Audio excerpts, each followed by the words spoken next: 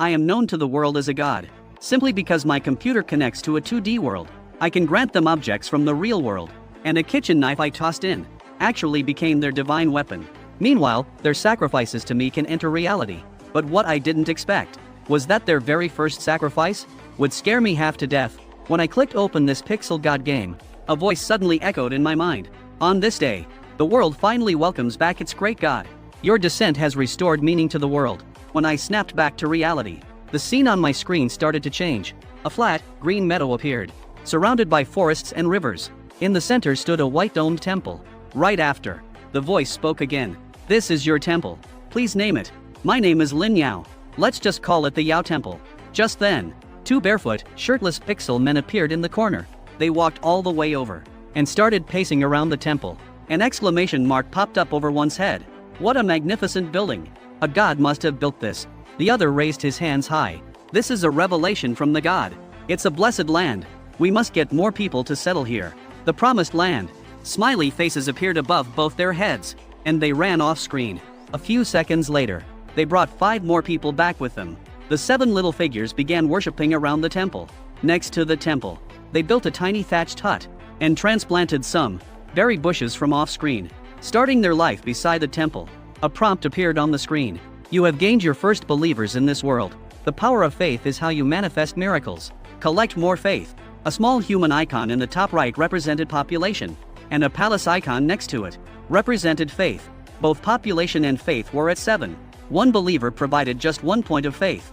I clicked on faith, and a locked glowing orb appeared. This is a miracle. Requires a certain amount of faith to unlock. The most basic one was rain. There were many more powerful miracles too, like Agir's fire. The god of the deep imprisoned a fire dragon, turning it into a spectacle, capable of shooting powerful flaming boulders. Looking at these miracles got me thinking. In other words, I'd need 10 believers to perform a basic miracle once. Increasing the population was the top priority. Unlike other simulation games, this god simulator couldn't directly build houses or spawn residents. I just had to wait for the pixel people to multiply or gather. I watched them farm, and then noticed the figures around the temple were acting strangely. Sad faces popped up above their heads, and they all gathered to pray at the temple. Oh great God, we beg for your manifestation. Please bless us, great God. The forest tribe thinks we worship a demon, and they want to tear down the temple. Please show us a miracle. I instantly realized this was their first major crisis, but my faith was only at 7. I couldn't even make it rain. I kept exploring, and eventually clicked the temple to open a new interface. In the center was a stone bonfire. In front of it stood a gray humanoid statue, with a blurred face, of ambiguous gender. It seemed to be their imagined image of the god. Before the statue was a long table, with 2 placement slots. The large one on the left was labeled sacrifice, the smaller one on the right boon. Both were currently empty. Sacrifice was easy to understand. Then boon must be power or items granted to the believers. Was this the miracle they were asking for? But then I noticed something weird. Why did that long table look so familiar? It looked exactly like my computer desk. The sacrifice slot was the exact rectangle of my keyboard, and the boon slot was an oval. Could it be my mouse? Looking closely at the statue, wasn't that me? The thought gave me a scare, followed by a very bold idea. I carefully placed a clove of garlic from my desk onto my mouse, and stared at it expectantly. 2 seconds later, the garlic just rolled off. Just a coincidence, I guess. I scoffed at myself. But right then, the fallen garlic suddenly vanished into thin air. I instinctively looked at the screen. Inside the temple's boon slot, a pixelated garlic icon had appeared. I clicked it, and read the text. A god's boon, a special spice, and also a medicinal herb. Do you wish to grant this garlic to your believers? I shuddered. I jogged around my apartment, then splashed cold water on my face. Once I sobered up and went back to my desk, the garlic in the boon slot was still very much there. This meant the garlic in my hand had indeed entered the temple via my mouse. While I had no idea where this game came from, or how it could break the fourth wall like this, I really wanted to see what an interaction between reality and the game would actually do. So I clicked yes. The little guys worshipping outside the temple suddenly had exclamation marks pop up. The god has manifested. The god has shown us a miracle. Oh great God, thank you for your boon. Garlic. The god granted us garlic. They knelt, prayed, and spread the word. Their expressions turned to happy faces, and they got to work, plowing a field together. Tiny sprouts grew from the soil, slowly turning into green seedlings. A message popped up on screen. Your boon has taught your believers to plant and use garlic. Faith has increased. My faith score in the corner jumped from 7 to 22. It seemed granting boons was a fast track to faith. I then grabbed a pencil from my desk. Figuring tools would be useful for a tribal civilization. But when I opened the page, the garlic was still in the boon slot. Clicking it showed a prompt. Garlic is currently merging with the world. Please be patient. I had to let it go. I just started playing, still figuring out a lot of the mechanics. About half an hour later, a group of figures ran in from off-screen. They were all wearing leather vests. The leader wore a horned helmet and held a wooden spear. Carrying torches, they surrounded the temple. This demon shack must be destroyed. You demon worshippers, burn it! Burn it! Burn it! This was what my believers had mentioned. The forest tribe believed a demon was worshipped here. The 7 believers outside the temple popped up exclamation marks. This is the god's palace. The god has shown us a miracle. The miracle of garlic. But the forest tribe wouldn't listen, yelling to set the fire. I opened the miracle selection, hovering my mouse over the first option, rain. If I made it rain, with these primitives understanding, they'd probably think the god was angry. But then I thought, wait. If I'm going to act, I better go big. I looked further down the list. Miracles sorted by faith cost, from low to high. Rain 10, lightning 20, scorching sun 25, hurricane 30, earthquake 40. I only had 22 faith, so I locked onto lightning. You're it. I clicked lightning, and my cursor became an area selector and drag range icon. I shrunk the range and locked it right on the forest tribe leader's head. As they say, the nail that sticks out gets hammered. With great power comes great responsibility. Eat this. Heavenly thunder. A gentle click of the mouse, and a bolt of lightning struck from the pixel sky, hitting the horned helmet guy directly, blasting him and the 2 next to him straight to ashes. The rest of the forest tribe popped exclamation marks and fled in all directions. Only my 7 believers remained, popping up angry emojis. Divine retribution. You angered the god. This is what happens to blasphemers. I watched with satisfaction. Being worshipped as a god felt pretty good. I relaxed and noticed my neck was a bit stiff. The game didn't have many controls, but it was strangely addictive. Before I knew it, it was 12:30 a.m. Though a bit reluctant, I shut off the computer, washed up, and got into bed. I still had work tomorrow, after all. Lying in bed, I groggily thought, if I can create natural disasters and keep sending real-world objects to the humans in the game, then to the pixel people, I am no different from a true god. After work the next day, I couldn't wait to launch the god simulator. I clicked continue game, and the familiar pixel scene slowly unfolded. I breathed a sigh of relief. Good thing the save wasn't corrupted. But the scene on screen caught me off guard. There were now 5 huts next to the temple. Each had a grid of farmland out front, growing garlic. The population had gone from 7 to 30. Faith was at 25. I did the math.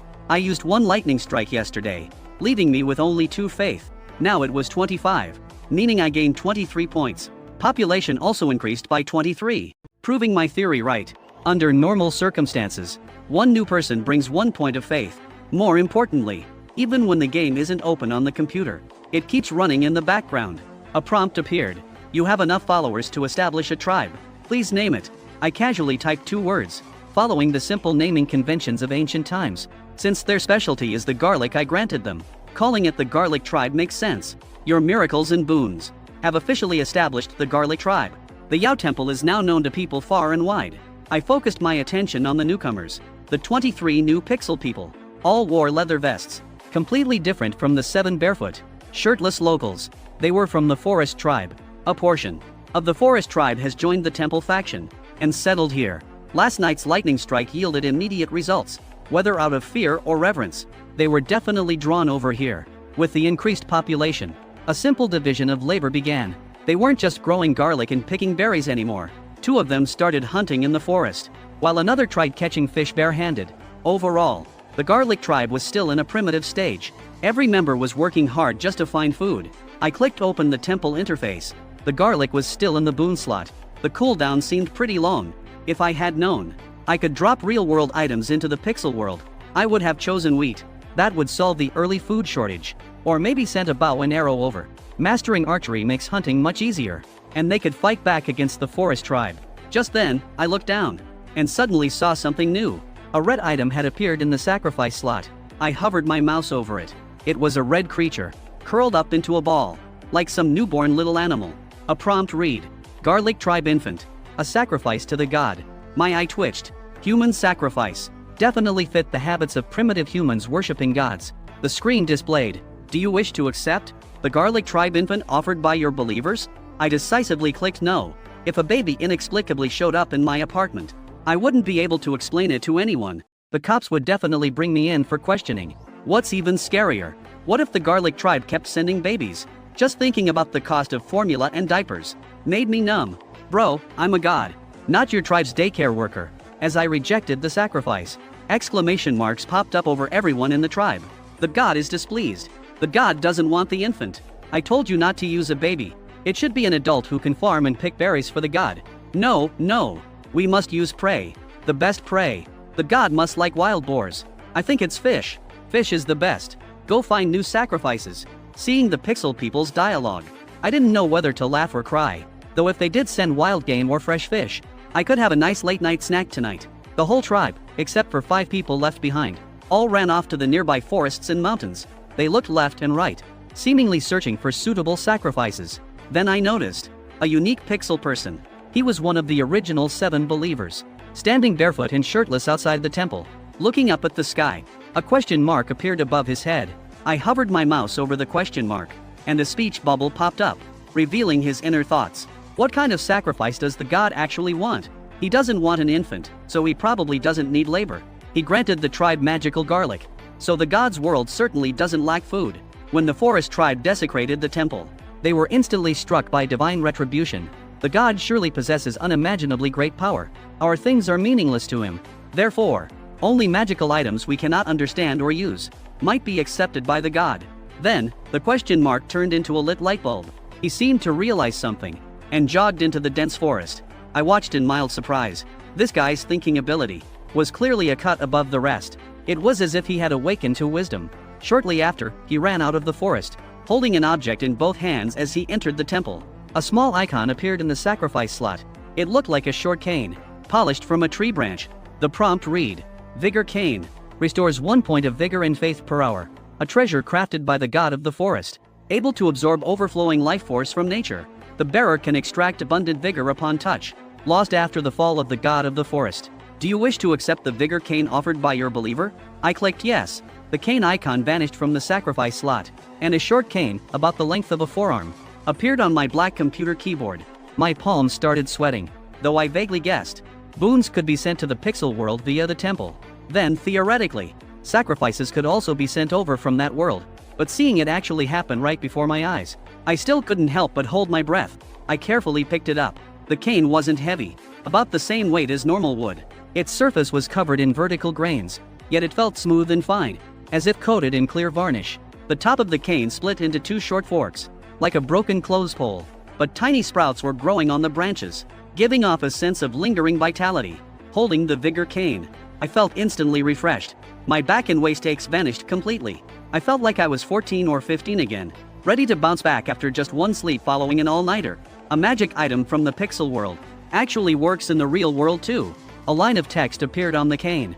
Maximum vigor retention, 12 hours. In other words, as long as I hold this cane, theoretically, I don't need to sleep. The next day, whether at work or in class, I would never doze off. A surge of excitement washed over me. I swung the cane around excitedly for a bit before calming down. No, that's not the main point. The point is that sacrifices really can be brought out of the pixel game world, without a doubt. In the pixel world, there are other magic items like the vigor cane. If they can be continuously sent over through the temple, then this game is an endless treasure trove. I felt absolutely invigorated. With the temple's ability to break the 4th wall, it won't be long before I can escape my miserable wage slave life and reach the pinnacle of life. I then turned my attention back to the game. The pixel people were returning to the tribe one by one, with smiley faces above their heads. The god likes the sacrifice. Great. So the god likes that kind of sacrifice. I'll definitely find something even better. I still think wild boars are the best. The god definitely likes wild boars. Wild boars are way cooler than that branch. I noticed the 2 guys obsessed with boars and fish were both from the forest tribe, wearing leather vests. I guess the forest tribe mostly relies on gathering and hunting, so they think prey is the best gift. It makes sense. I scanned through the pixel people, trying to find the one who offered the vigor cane, but they all looked exactly identical. with no names above their heads, and no distinct features. It was hard to tell them apart. After some searching, though, I found him inside the temple, shirtless and barefoot. He still had a question mark above his head. A new message appeared on the screen. A believer has developed wisdom. Do you wish to convert him into a prophet? In many ancient cultures, a prophet is someone who receives divine revelation to convey God's will. This pixel guy who found the vigor cane definitely fit the bill. In the pixel world, I also needed someone who could understand my intentions, even if they only understood a fraction of it. It was better than letting a bunch of them guess blindly. I definitely didn't want another baby showing up in my sacrifice slot. I immediately clicked yes. The tribe gained its first prophet. Under the prophet's guidance and influence, everyone's intelligence slightly improved. The prophet knelt and prayed to the statue, then walked out of the temple, where all the pixel people immediately surrounded him, as if they knew he had received the God's grace. The prophet spoke. The sacrifices our God requires are magical items beyond our understanding and control. Keep an eye out from now on. Offer anything similar you find to the God, and you will receive his boons. The prophet is right. Listen to the prophet. Magical items. Let's find magical items. Magical wild boars. I know of a magical white boar. No one has ever caught it. I've seen a magical fish in the water. It eats all flesh and bone. Extremely magical. The God will definitely like it. I looked speechlessly at the last two pixel people who spoke. Sure enough, they were both wearing leather vests, even without any marks or names. I could instantly tell they must be those two brothers from before. Their obsession with boars and fish was as persistent as a firefly in the night, way too conspicuous. Although the prophet told the others the traits of a sacrifice, over the next 3 hours, none of the pixel people found anything similar. Most of them returned to their normal lives, planting garlic and berries, and then eating them. Soon after, 2 new babies were born in the tribe. The pixel people started assigning helpers to take care of the newborns, and the only one I could control and guide was the prophet. Even then, I could only move him to designated spots. As for whether he could understand or find anything, that depended purely on his own comprehension. After spectating for a while, it was already 6:30 p.m. I was getting hungry, so I went downstairs to a small diner and ordered green pepper and shredded pork fried rice. I wolfed it down and hurried back. The garlic tribe on screen had a new development. A black bear had invaded the tribe out of nowhere. It destroyed 2 fields and a hut. There were also the corpses of 2 pixel people on the ground. Most of the little people were hiding behind the temple, trembling uncontrollably. The prophet stood next to the temple, holding the tribe's 2 babies in his arms. The black bear was 2 or 3 times the size of a pixel person. To them, it was basically a giant monster. It was currently tearing at the corpses on the ground. We finally got 2 newborns, and I was counting on the population to boost my faith. You show up and immediately reduce my numbers? Do you have a death wish? Eat my justice from above. Just as I was about to unleash a lightning bolt, I suddenly noticed something odd. 2 pixel people from the tribe were facing off against the black bear. They wore leather vests and wielded wooden sticks. One in front, one behind. They circled the black bear, continuously whacking its head and butt. Moving around, they yelled, "Power of the boar. I'm as agile as a fish." Hearing these catchphrases, it had to be those 2 brothers. I was in a bit of a bind. If I used lightning right now, the 2 guys might also get blasted to ashes, just like that horned helmet leader before. I needed them to put some distance between themselves and the bear. The tribe's small population couldn't afford any more casualties, so I decided to observe a bit longer. The 2 pixel guys were very agile, working together, front and back. They'd land a hit and run, while the other attacked, forcing the bear to fight on 2 fronts. The wooden sticks couldn't deal much damage, but they thoroughly annoyed the black bear. Fire emojis popped up over its head. It dropped the corpses on the ground, and wildly chased after the 2 guys. This time, they didn't stick around to fight. They both fled toward the forest. I understood now. They were trying to lure the black bear away, to avoid further harm to the others. Usually, these brothers seemed a bit unreliable, but they really stepped up when it mattered. I immediately selected lightning, predicting the black bear's path toward the forest. I tried to keep the strike as far away from the brothers as possible. A silver bolt of lightning struck down on its head. The black bear took a direct headshot from the lightning, and dropped dead instantly. The brothers were also knocked to the ground in shock, but after a few seconds, they scrambled back up. They were alive. I breathed a sigh of relief, seeing the black bear killed by lightning. All the pixel people raised their arms and cheered. Smiley faces popped up over their heads. Only the prophet had a question mark pop up. I clicked the question mark, and saw the prophet pondering. How did a bear come out of the deep mountains? We've never seen a bear this big around here. Where on earth did it come from? And why did it suddenly attack the garlic tribe? Then, the prophet handed the babies to someone nearby, and walked over to the bear's charred corpse. An exclamation mark popped up above his head. Reading the text prompt, I was stunned. It actually transformed into a dead pixel person. The tribe members instantly panicked. It's a demon worshipper. Someone who worships demons turned into a bear. He wanted to destroy the temple and attack us. A man-eating demon. So scary. There are demons here. I'm leaving. 3 pixel people immediately fled in all directions. The population in the top right dropped to 25, and my faith dropped by 3 points, counting the 20 faith spent on lightning, and the replenishment from the vigor cane. The temple only had 7 faith left in total. I scratched my head. All that hard work for a whole day, and I'm right back to square one. Being a god isn't easy either. What concerned me more was this new demon element. It sounds like demons and gods are opposing factions. The tribe hadn't been established for long, and demon worshippers were already attacking. I don't know if it was a coincidence or if we were targeted, but dealing with demons in the future seems inevitable. The prophet found a letter on the demon worshipper's corpse. Target, the forest tribe. Strike while the forest tribe hunters are out, and kill as many as possible. The prophet's question mark turned into a glowing light bulb. I understand now. This demon worshipper who turned into a bear went to the wrong place. He mistook our tribe for the forest tribe, which is why he attacked us. Their real target is the forest tribe. We are still safe. The other terrified little people finally calmed down and began repairing the destroyed huts and fields. I opened the temple interface. The garlic in the boon slot hadn't vanished yet, meaning I still couldn't send remote aid. The sacrifice slot was empty, though, and the tribe hadn't sent any new sacrifices. But to my surprise, 2 more pixel people entered the temple. Great God! 2 believers have achieved feats far beyond their peers. Do you wish to convert them into heroes? I clicked yes without hesitation. A white light glowed on the 2 pixel people, and the title hero appeared above their heads. Naturally, it was those 2 brothers, following the prophet. Hero characters could also be guided and controlled by me. I could select certain areas, and have the 2 heroes explore and patrol those zones. While the prophet excelled at thinking, the heroes were better at exploration and field reconnaissance. Repeatedly clicking on the brothers opened a detailed character interface.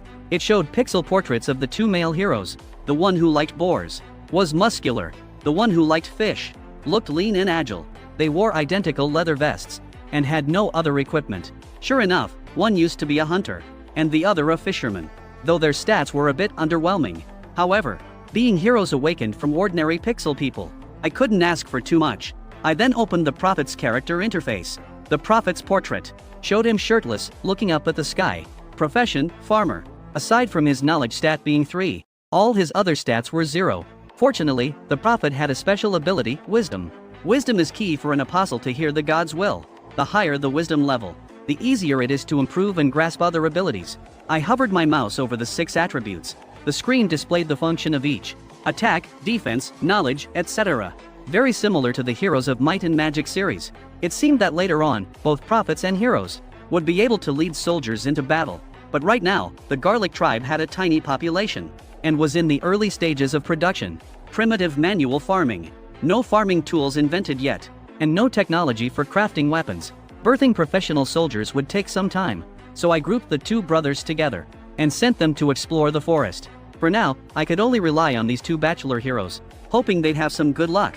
A few minutes later, the brothers actually found something in the forest. They discovered the forest tribe's settlement and were welcomed as guests. An exclamation mark appeared over a forest tribe member. They wanted to trade leather and meat for our garlic.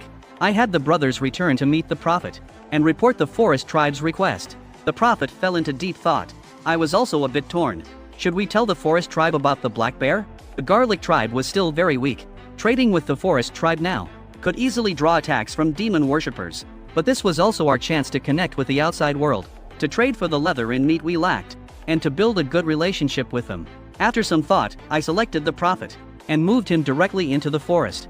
After all, development is the absolute priority. If the tribe doesn't want to get beaten, it has to seize every opportunity to grow rapidly. Otherwise, once the forest tribe is wiped out, the demon worshippers will turn around and come for the garlic tribe next. We can't miss this chance. An exclamation mark popped up over the prophet. I unknowingly arrived at the forest. It seems this is the God's will. The God believes we should ally with the forest tribe. Let's do it. Then, the prophet entered the woods. A pixel person in a leather vest came out to greet him. A small path had been cleared through the forest, leading deep into another settlement. On my computer screen, my field of vision expanded further outward. From my God's eye view, I could see clearly. The forest tribe had over 100 people, living in various treehouses. Unlike the garlic tribe where everyone did everything, the forest tribe had two distinct professions: farmers, who specialized in growing berries and mushrooms to trade for food with others, and hunters, who used traps and spears to catch birds and hares, trading their catch with the farmers, and using the pelts to make leather. Normally, farmers stayed in the tribe tending the crops, while hunters ventured into the forests and mountains for prey. The leader of the forest tribe was called a shaman, wearing a wooden mask. The shaman and the prophet conversed for a while, but their dialogue didn't display on screen. It was like they opened a private chat that even I couldn't see. Fortunately, 10 minutes later, several messages popped up on the interface. The prophet informed the forest tribe about the demon worshipper attack. The forest tribe's attitude changed to friendly. The prophet taught the forest tribe how to plant and use garlic. The forest tribe's attitude changed to intimate. Boon complete. Garlic has fully merged with the world. Forest tribe and garlic tribe have successfully allied. Your faith will now spread within the forest tribe. Seeing this string of good news, I felt somewhat relieved. The prophet's maneuvers had achieved continuous merits. With the forest tribe's population of over 100, I at least had a chance to gain more believers. These were the sources of faith I desperately needed. The alliance gave the garlic tribe a reliable trading partner. Most importantly, the boon was completed. I hurriedly opened the temple interface.